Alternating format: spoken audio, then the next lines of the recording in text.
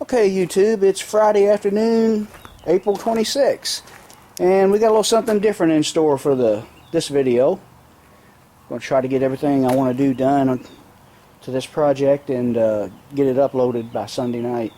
But here's what we're doing. You see these set of headers? They fit the old Torino.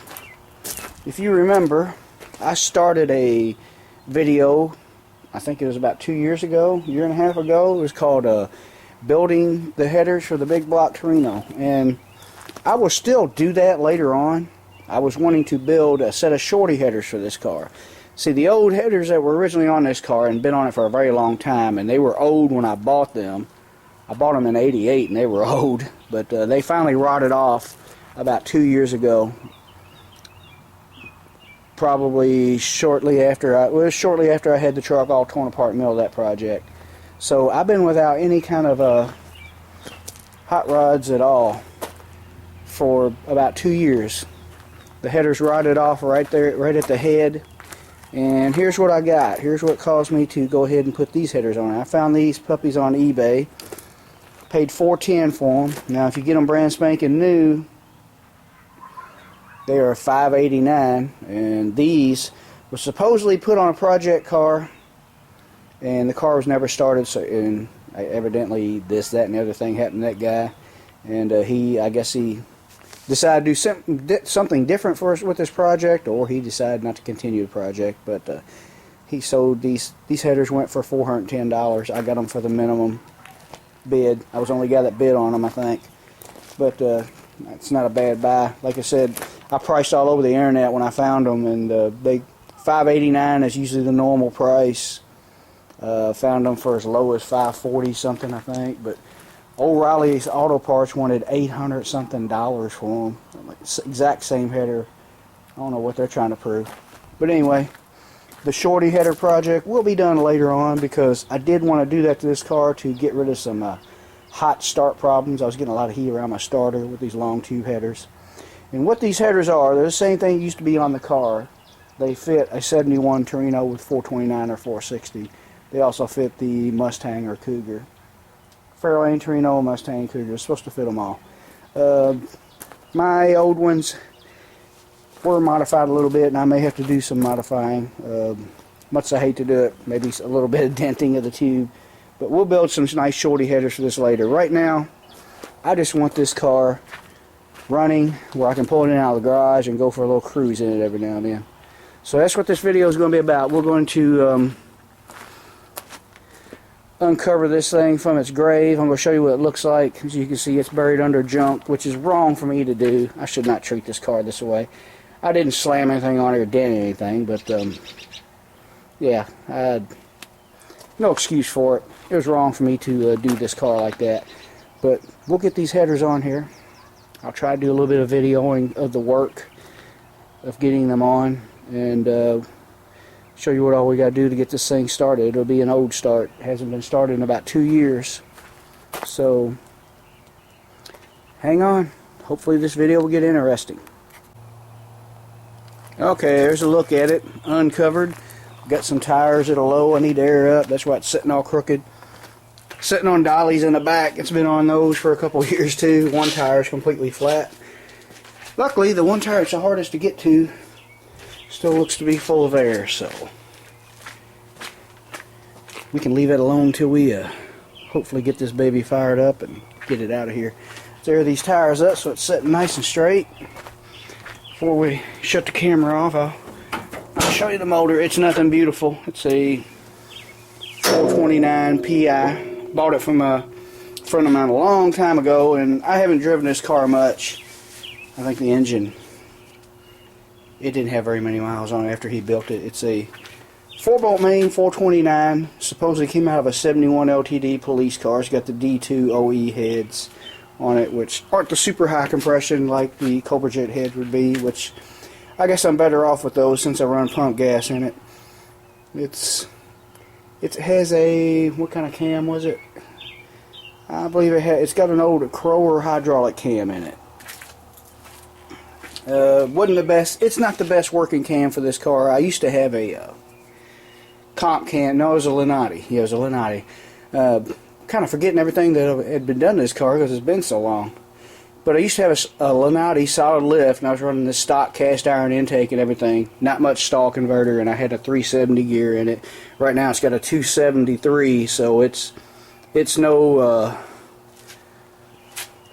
you know, hard launching drag car for sure. But when it had the 370s in it, it didn't have a lot of stall. It's only got like a 2200 stall converter in it. It went 820s. Not bad for a 3,800 pound car. With the cast iron intake and a very mild 429. With power steering, it still works. And all the accessories, windshield wipers and all that crap. But, okay, let's air these tires up. I think... No, I didn't do it to this side. Yeah, I have one of the plates bolted up to it from the header kit that I was going to install on it, and still will later, but that's another project. Okay, let's air up some tires, get this thing on jack stands, and see how these headers fit. YouTube, it's Saturday afternoon, and we've been working, trying hard to get this thing done, but as you can see, we having a little trouble here. And this is a little, just want to add this little tip here.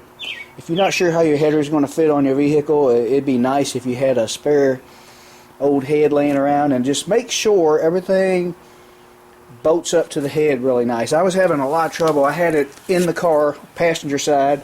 Haven't even started on driver's side yet, but I've been fighting this thing a little bit last night and most of the day today, getting it up in there.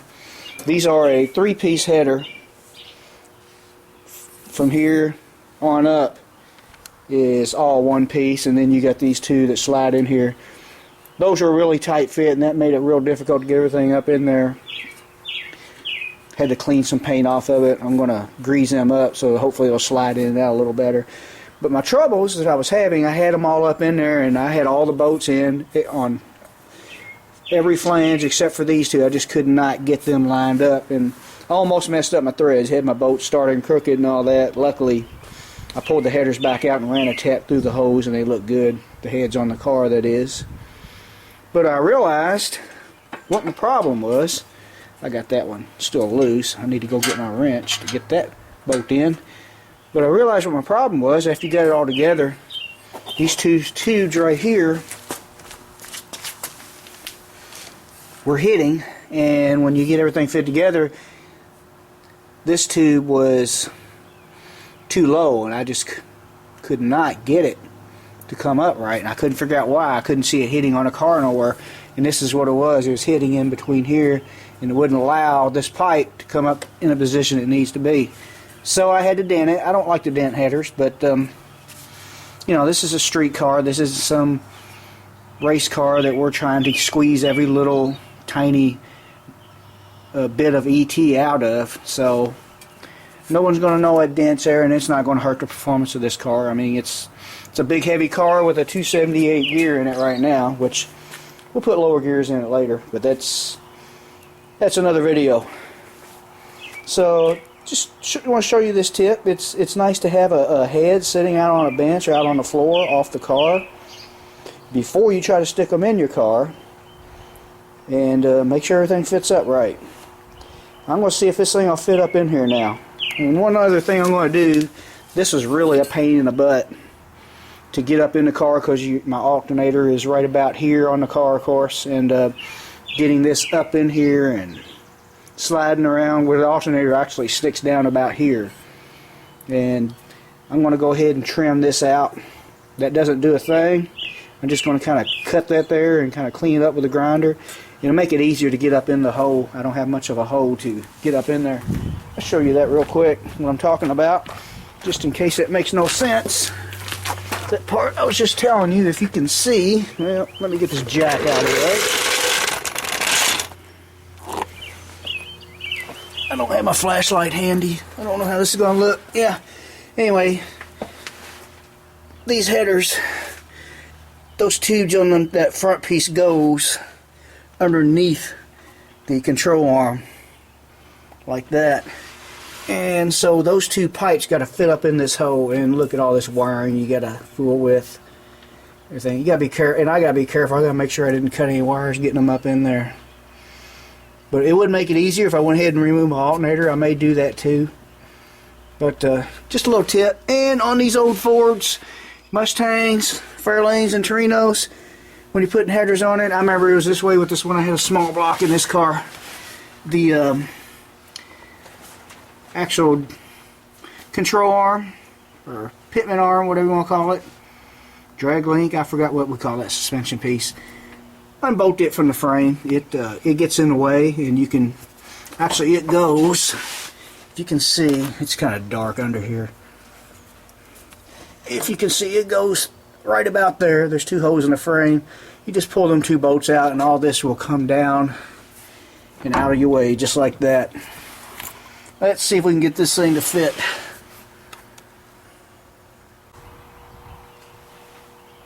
Okay, YouTube, another quick little tip here. I was having a lot of trouble getting these to slide in and out, but I don't really like to use grease on exhaust pipes because it's going to take so long to burn off and stink.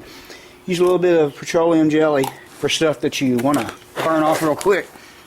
If you remember, let's see if I can do this while I'm holding the camera in hand. See how easy that goes in and out before. That's a pretty good slip fit, pretty close slip fit, but before, I mean, once you got it down in there, if you got it cocked just a little bit, you could not pull it out now. And you can just slide it in and out. I think it's going to make things a lot easier on me when I get back in the car. But yeah, petroleum jelly, handy for a lot of things on your projects in the garage. I've used it for keeping thrust washers in place on automatic transmissions. I've showed you how I like to use it on carburetor gaskets to keep them from sticking and tearing off in case you got to tear it back apart. And here's another use for it. When you got headers that come in different pieces, it makes those pipes slide in and out a lot easier. Got that in a little bit of a bind, but oh yeah, that's going to make it a lot easier. I would do a lot more filming of this installation while we're putting it in, but there's no room, and this is a pain in the butt. You can see I've scratched these headers up pretty bad. It's a tight fit in this car. 68 Torinos did not come out with 429s. They came out with FEs, 390s, and 427s, 428s rather. Which is actually a wider motor, but the exhaust ports are in a different position, I believe. I'm not sure if the FE is wider or not. They're pretty close to the same thing. They're both big motors in a small engine compartment, but sometimes when I fight the headers on this thing, I like my big blocks, but when I fight the headers on this thing, I'm tempted to build me a stroker 351 Windsor for this car. It'd be a lot easier to work on. Alright, I'm going to try to see if I can get these headers on this thing. Okay, it's Sunday morning and I'm still fighting this passenger side header. Things that I just told you that helps get it on easier. Yeah, it did help. The greasing up of these and bolting on, making sure everything lines up, trimming the metal off where you don't need it, where it gets in the way, off the flanges. But I found another issue. See this big dent here? I'm going to get rid of that here in a little bit. But what this dent here is for, it was hitting my idler arm. Now these are still the exact same headers that were on this car, which are for a 71 Mustang or Torino or Fairlane. But one thing I kind of forgot about is I put those headers on a long time ago, and I had that car tore down to completely nothing for restoration and fitting of the big block. And I kind of forgot I did a lot of, not a lot, but some modifications to the headers I had. A lot of bending and prying and pulling, and which probably wasn't the best way to do it, but I was a pretty young guy at the time, and it worked until the headers finally rusted off the car. It worked. But even though I thought this is going to be a quicker job than building of the headers that I was going to originally build, it's starting to look like almost as much work, but we've already got started into it. I want this car running so I can pull it in out of the garage and maybe enjoy it on occasion when I get burnt out on my Power Stroke project. So here's what I'm going to do to hopefully make this fit. I've already cut this off right here. As you can see, this piece slides into that. And what I'm hoping to do, if I can get this off while holding the camera,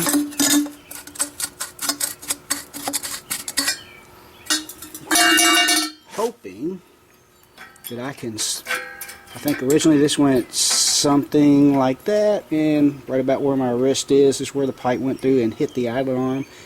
If I turn this away, that will point that down, and I'm hoping I can cut this piece right about here, close to that bend, and spin it to line up and trim it. Get that dent out, of course, and that should move it away. And after I get everything cut and ready, cleaned up and ready to weld, I'm going to bolt it all on and start trimming and fitting my pieces on to make sure it clears before I, start welding it all together. That would kind of suck if you weld all that together and find out it still hits. So, yeah, fitting some headers on an odd engine car combination can be a pain in the butt, and it's going to require a lot of taking the headers on and off.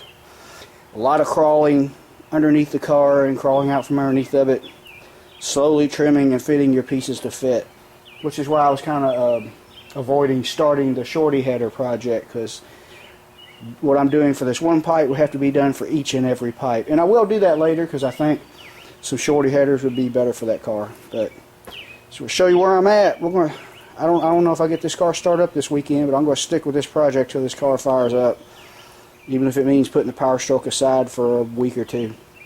Hang on for more. Okay, just a quick glance at what it's going to look like here, how I went about doing it. I got the original piece right here that slid into that. This is off of my new header kit that I had. I needed that one little short bend there. Cut that out. Just got tack welded on now. Hopefully we can weld it to make it look all better.